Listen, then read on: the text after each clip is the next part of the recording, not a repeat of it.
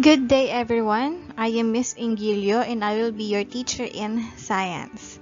For today's topic, we're going to talk about the quake starts or the earthquake starts. So this will be our topic for module number 1 in the second grading period.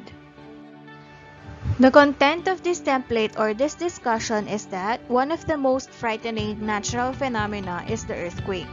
Sadly, the Philippines is always hit by tremendous earthquakes that causes great damage to the environment, infrastructures, and also results to loss of lives.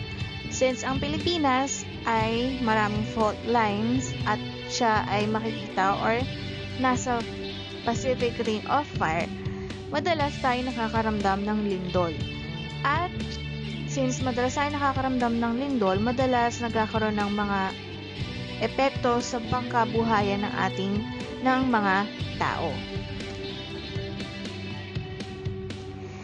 In this lesson, you will learn the concepts that you can use to differentiate the epicenter of an earthquake from its focus, the intensity of an earthquake from its magnitude, and active and inactive faults. So in this lesson, we're going to identify the difference between the epicenter and the focus of an earthquake, the intensity and the magnitude of an earthquake, and also the active and inactive faults in the Philippines. So from the word itself naman, active and inactive, I'm sure we already have an idea kung anong ibig sabihin ng dalawang yon.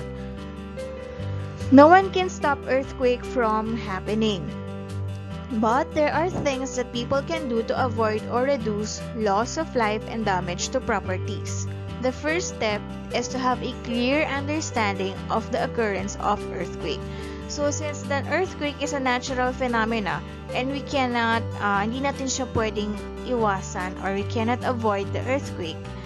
So the only thing that we can do is that we need to learn or to understand how does an earthquake or ano ba yung nangyayari kapag may earthquake. So let's start with where does an earthquake starts. So saan ba nagsisimula ang earthquake? The breaking of the rocks will start at the point where the rocks are the weakest. So since nga ang bato, may part siya na pinaka marupok or mahina, that will be the part or doon madalas nagkakaroon ng pagkakasira ng bato. This spot where the first break occurs is called the focus or the hypocenter. Hypo means under or beneath. So meaning to say, yung pinakamahinang part ng rocks or ng massive rocks is known as the focus or also known as the hypocenter. Which means hypo, it means under or beneath. So nasa ilalim at nasa gitna. It is commonly called as focus, but we can also name it as hypocenter. The focus of the origin or the focus is the origin or the center of the earthquake. It is located underground. So yung focus, doon nagsisimula yung earthquake or doon nang gagaling yung earthquake. At ito ay makikita sa ilalim ng lupa. So hindi siya makikita sa ibabaw ng lupa, it can only be found underneath the ground. A point on the surface of the earthquake, which is directly above the focus of an earthquake and where the earthquake vibrations reach first, is called epicenter. Epi means surface. It is the most violent shaking occurs in here. So, sa ibabaw ng focus, nandun yung epicenter in which nandun yung pinaka-sentro nung lindol. Okay, so for us to easily understand what is the difference between the focus and the epicenter, I have here a picture. So, sa picture, ito yung focus. So, siya ay nasa ilalim ng lupa. Okay? So, in the focus, sa ibabaw nun, nandun yung epicenter. So, sa epicenter, dito natin nararamdaman yung lindol. Again, so the focus is directly below the epicenter, while the epicenter is directly above the focus. So, for us to easily understand, ang focus ay nasa ilalim, At sa ibabaw ng focus, nandun yung epicenter. Now, look at the picture again. Ito yung halimbawa na fault. So, ang fault natin ay may dalawang blocks or bato. You have the foot wall. Ito yung foot wall. And the other one is the hanging wall. So, kapag yung dalawang blocks na yan ay gumalaw, may makikita tayong fault plane. So, ito yung fault plane. Okay? At dito sa ibabaw o sa earth surface, ayan yung earth surface, pati to earth surface, nandun yung trace of fault. Ito yung crack. Ayan yung fault. Okay? So, nagkaroon ng lindol. Sa lindol, nung lumindol, yung origin ng earthquake ay etong focus, so nasa ilalim.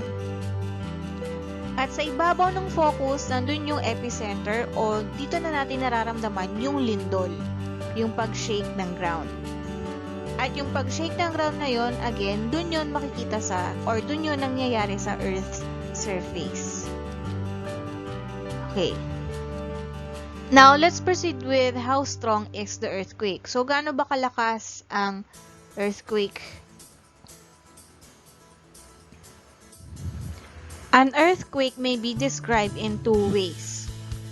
We have the intensity and the magnitude. So let us find out the difference between the two. The intensity of an earthquake gives us an idea of how strong or weak the shaking is, or simply by describing the effects of earthquake on people or surroundings. So ang intensity, it is the effect of the earthquake on people or surroundings or to us. Ito yung epekto ng lindol sa atin. It is the shaking of the ground by simply describing kung gaano ba kalakas yung epekto nun sa mga tao. Kung may nasira ba na gamit, kung naramdaman ba ng mga tao yung lindol, so yun yung tinatawag natin na intensity. The Philippine Institute of Volcanology and Seismology, or also known as the PHIVOLCS, uses the PEIS or the PHIVOLCS Earthquake Intensity Scale to describe the intensity of earthquakes in the Philippines. So, ang PHIVOLCS, meron siyang ginagamit na tool or scale para malaman kung gaano kalakas yung intensity ng lindol sa ating bansa. At ang tawag doon ay PEIS or the PHIVOLCS Earthquake Intensity Scale.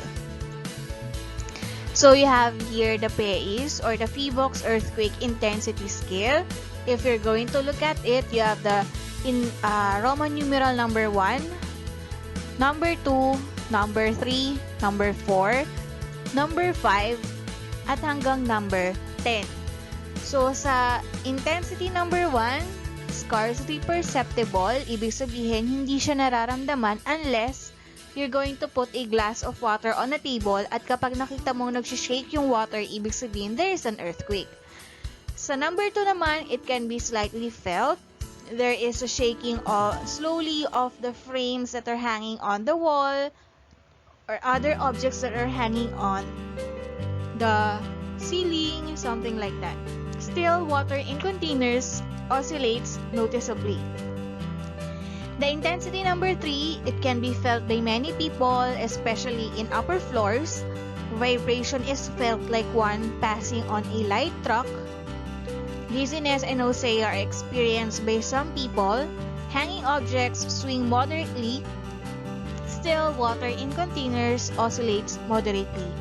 So, in intensity number 3, ito na yung nararamdaman ng mga tao. This can be felt by most or more people, especially in the upper floors like in the second floor or third floor. And also, kapag yung vibration or yung shaking ng ground, parang may dumadaanan na truck, ibig sabihin, lumilindol na or malakas na yung lindol. And then sa intensity number 4, moderately strong. And intensity number 5, also, it is now strong. Next to intensity number 5 is you have the intensity number 6, 7, 8, and 9. So in this intensity, as you can see, the intensity number 6, it's very strong. Many people are frightened. Many run outdoors. Some people loses their balance. So dito na yung talagang nararamdaman na ng tao. And the intensity number 7, it is destructive. This can cause a damage from the infrastructures around us. In intensity number 8, it is very destructive. So dito na nagkakaroon ng pagpanik kasi nga yung mga gamit sa paligid natin nasisira na, and it could also cause landslides or rock falls from the mountains, especially yung mga nakatira sa may bundok. So number 9 naman, it is devastating. So ito na yung mga sobrang lakas ng lindol. Mas malakas siya sa 6, 7, 8. So nandito na yung pag-shake ng mga puno. At yung mga puno na to is yung mga malalaking puno na may malalaking ugat. So, pwede na siyang ma-outroot or ma-uproot.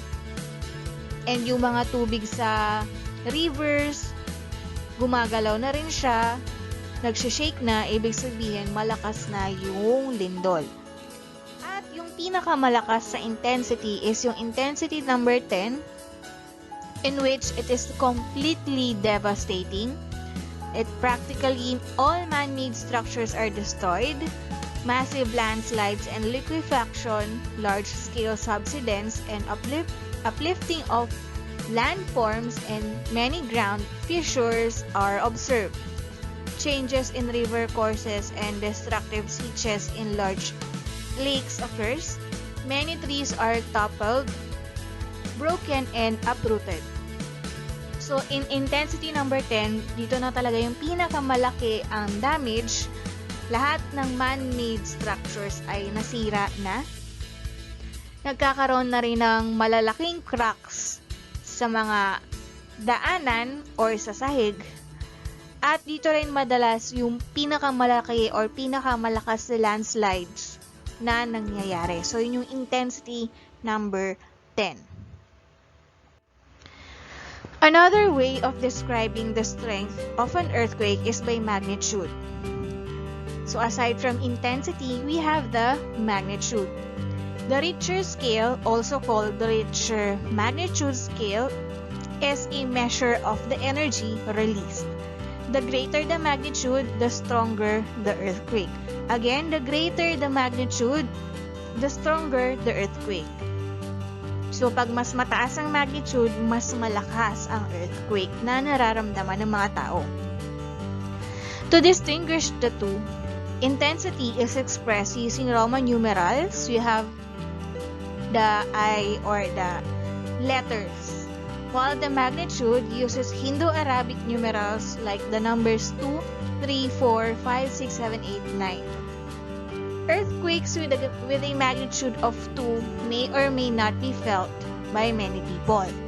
So again, para ma-identify natin yung pinagkaiba ng intensity at ng magnitude, sa intensity, ang ginagamit ay Roman numerals. Sa magnitude naman, ang ginagamit ay yung Indo-Arabic numerals o yung mga numbers, which is the 2, 3, 4, 5, 6, 7, 8, 9. Ang magnitude number 2, hindi pa siya masyadong nararamdaman. So, mahina siya. Those that are felt by most people have a magnitude of 4. Magnitude 6 can lead to a lot of damage in highly populated areas.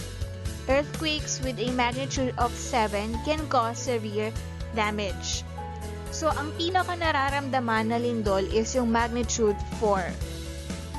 While the magnitude 6, so pag pataas na ng 4, so halimbawa magnitude 5 hanggang 7, nagkakaroon na ng damage.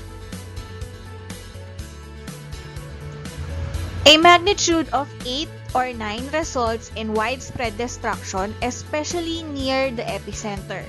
Luckily, only 1 or 2 occur every year. So, yung pinakamalakas na lindol ay merong magnitude na 8 or 9. So, ito na talaga yung may pinakamalakas na destruction or damage sa paligid. Ito yung pinakamalakas sa lahat. ng magnitude. At buti na lang, ito ay nangyayari every once or twice a year. So, to distinguish the difference between the two, or para mas madali nating maintindihan yung pinagkaiba ng dalawa, the magnitude is the energy released by an earthquake at the focus. It is calculated from earthquakes recorded by an instrument called the seismograph. So, yung magnitude, ito yung energy ng earthquake. So, kung gaano siya kalakas. Ang intensity, it is the strength of an earthquake perceived and felt by people in a certain locality.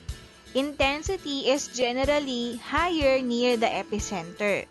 So, yung intensity, ito yung nararamdaman ng tao or yung damage na nangyayari sa mga tao. Ang magnitude, yung mismong lakas ng lindol. Ang intensity is yung nararamdaman na damage ng tao. So, halimbawa, nagkaroon ng lindol sa Quezon Province. Halimbawa, yung lindol ay magnitude 5. So, medyo malakas yun. So, ang intensity doon sa mga taga Quezon ay sabihin na natin intensity number 5 kasi malakas na siya at nagkaroon na ng damage. So, ang intensity niya ay number 5 na. Kasi nandun yung epicenter nung lindol. So, kung nasan yung gitna or pinanggalingan nung lindol, yun yung may pinakamalakas na magnitude.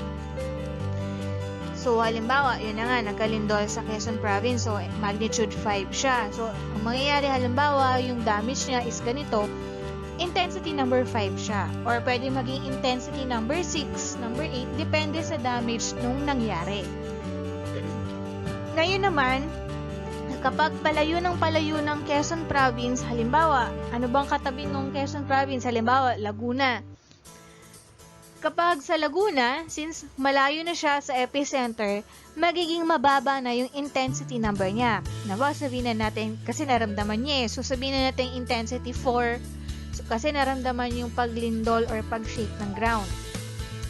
Kapag naman pagdating na sa Cavite, so medyo malayo na siya or mas malayo na siya sa epicenter, so magiging mas mababa na rin yung intensity number niya. Halimbawa, since naramdaman yung pag-shake ng ground, nag-shake din yung mga picture frame na nakahang sa wall, so pwedeng maging intensity number 3 or intensity number 4 na siya. So, yun yung pinagkaiba ng magnitude at ng intensity. Now, let's proceed with where do earthquakes occur? So, saan ba nangyayari ang earthquake? A fault line is defined as a geological fracture wherein the movement of masses of rocks has displaced parts of the Earth's crust. A rapid movement of a fault line may produce a powerful energy that can trigger a strong earthquake.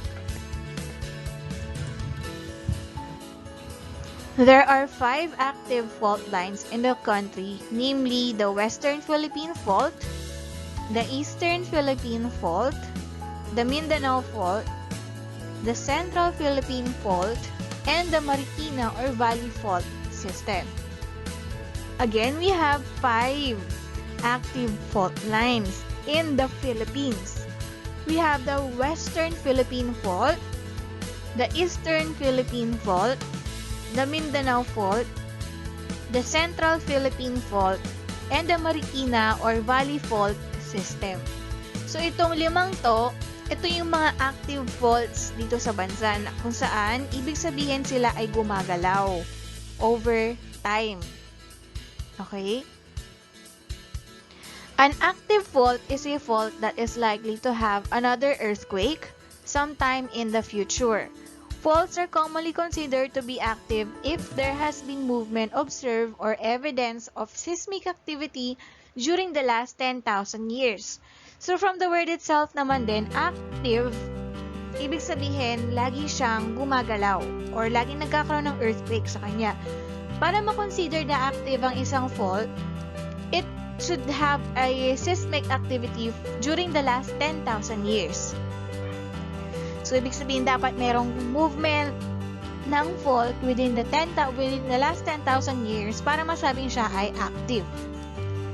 Active faulting is considered to be a geologic hazard and related to earthquakes as a cause. Effects of movement on an active fault include strong ground motion, surface faulting, tectonic deformation, landslides, and rockfalls, liquefaction, tsunamis, and sieges. So these are the effects of active faulting. There are fault classifications. We have two fault classifications. We have the active fault. Active faults are structures along which we expect displacement to occur. The process that produces displacement across a fault continuously. All shallow earthquakes occur on active faults. While the other classification of fault is the inactive fault. These are structures that we can identify but which do not have earthquakes. If a fault has been inactive for millions of years, it's certainly safe to call it inactive.